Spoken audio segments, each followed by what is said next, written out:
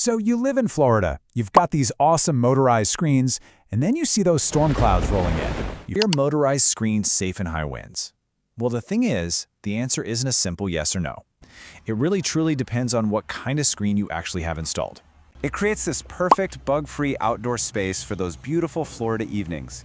They add comfort, they add style, but when a storm is on the way, all of that depends on one critical factor that we're about to break down.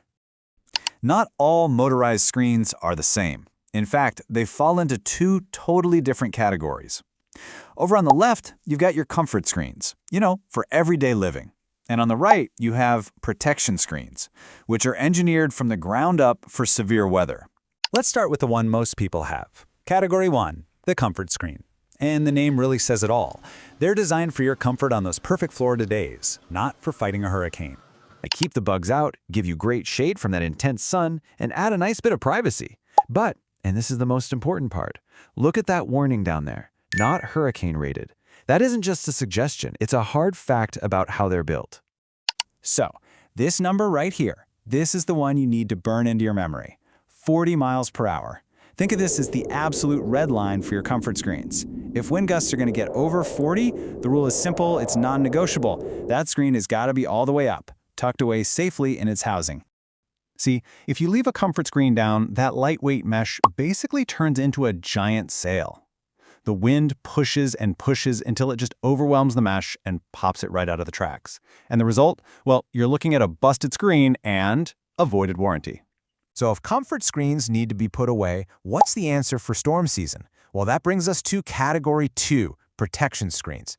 Now the key here is that these screens are built to stay down during a storm. I mean, the icons here tell the whole story. They're engineered for severe weather, they're compliant with Florida's super strict building codes, and they're built for real protection. The secret sauce is all in the engineering. Take a look at these close-ups. In A, you can see these heavy-duty, self-adjusting flex tracks. They actually let the screen flex under the wind load and then snap back, absorbing the energy instead of breaking.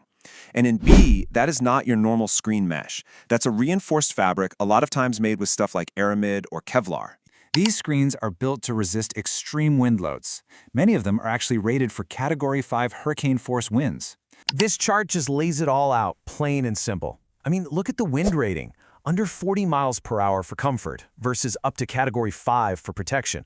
Or the mesh and track, a simple glide versus reinforced Kevlar. But the real kicker is that bottom line, the storm warranty. Use a comfort screen in a storm, your warranty is gone. A protection screen, it's designed for it. The choice is crystal clear. Now, there is one crucial piece of fine print to understand, even with the toughest protection screens. It's a term you'll see in warranties called an act of God. Basically, what this means is that while the screen is covered against wind failure, it is generally not covered for damage from flying debris hitting it directly.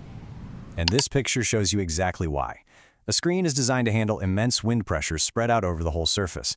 It's not designed to stop, say, a heavy tree branch flying at 100 miles an hour. These screens are incredibly tough, but they're not invincible.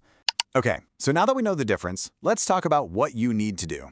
There are really just 3 golden rules. First, know your screen type.